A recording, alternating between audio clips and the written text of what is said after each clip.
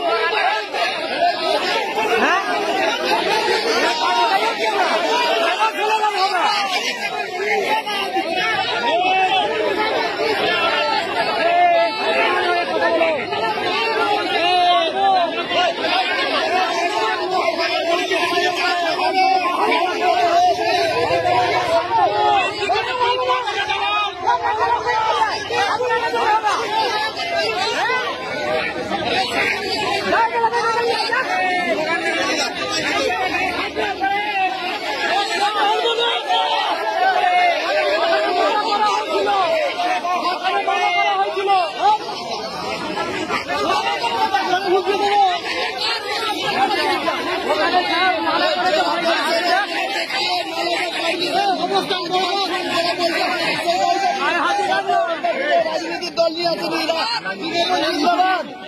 जिला परिषद থেকে মেম্বারকে বলে কে পাঠিয়েছে আমরা নাম নিয়ে আসি ভাইজান কথা বলছেন টিএমসি আছেন কে বাজান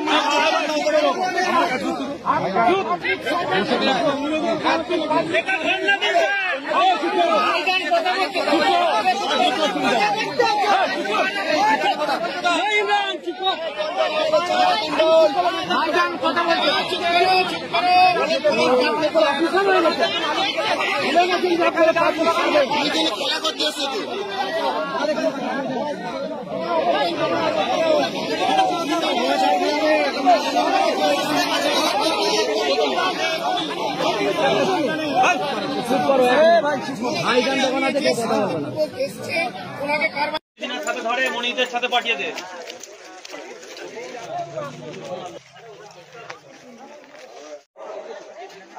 আমার দেশের মানুষ বেশিরভাগই আইনের উপরে আস্থা রাখে। অঙ্কপাড়ার মানুষও কিন্তু আইনের উপরে আস্থা রেখে তারা আইনের দরজা খটখটিয়েছে এবং যার ফলে আইনও কিন্তু আদালত কিন্তু রায় দিয়েছে অঙ্কপাড়ার মানুষের পক্ষে।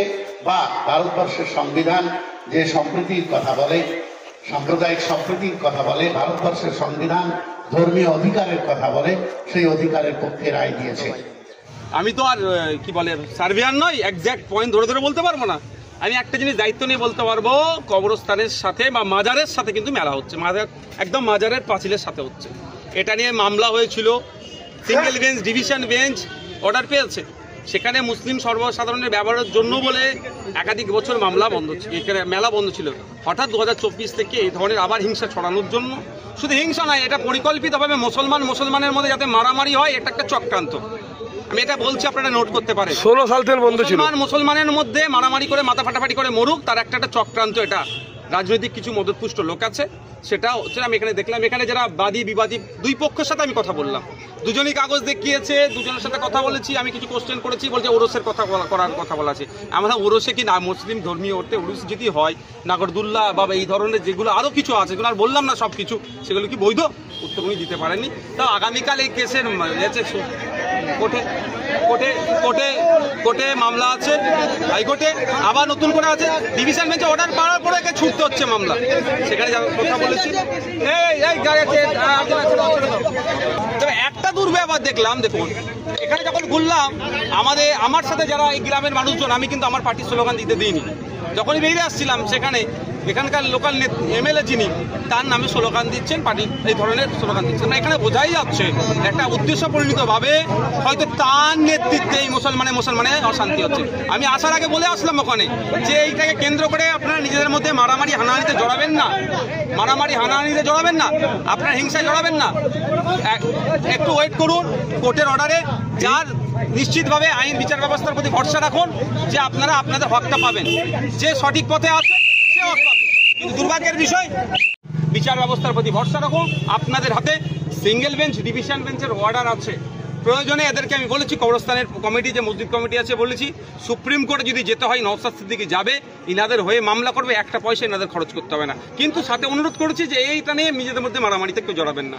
আমরা দেখলাম যে লোকাল থানার পুলিশ অফিসাররা থাকার পরেও রীতিমতো আপনাকে অপমান করার চেষ্টা করছে এখানকার কিছু শাসক দলের কিছু লোক। দেখুন, ব্যাপারটা হচ্ছে প্রশাসনিক কর্তাদেরকে যে কোশ্চেনগুলো করা হয়েছে সবটা তো সব কিছু উত্তর দিতে পারেন, যে কালকে শুধু দেখাচ্ছেন কালকে মামলা আছে, কালকে সমাধান হবে। কালকে মামলা যদি না থাকতো তাহলে কিভাবে সমাধান হতো? তাহলে কি হতো?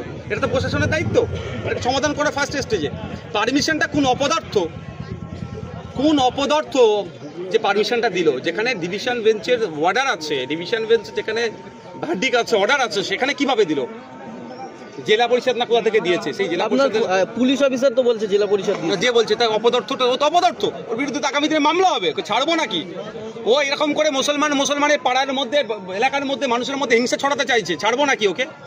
আর যদি কেউ মনে থাকে এই নেতা ক্যাতার পিছনে থেকে করে, তো নেতা ক্যাতাকেও টেনে নিয়ে যাবো কোর্টে। ক্ষমতা থাকলে নেতা ক্যাতার ডাইরেক্ট বলুক যে এটা আমি অর্ডার বার করেছি। পেছন দিক দিয়ে দরজা দিয়ে লাপালাপি করলে হবে না, দম থাকলে সেই নেতা ক্যাতা বলুক। আর একটা আপনারা ভিডিও রেকর্ড করে রাখবেন যে আমি পারমিশনটা বার করেছি, কার ক্ষমতা দেখবো, সেই নেতাকেও আমি কোর্টে টেনে নিয়ে যাবো।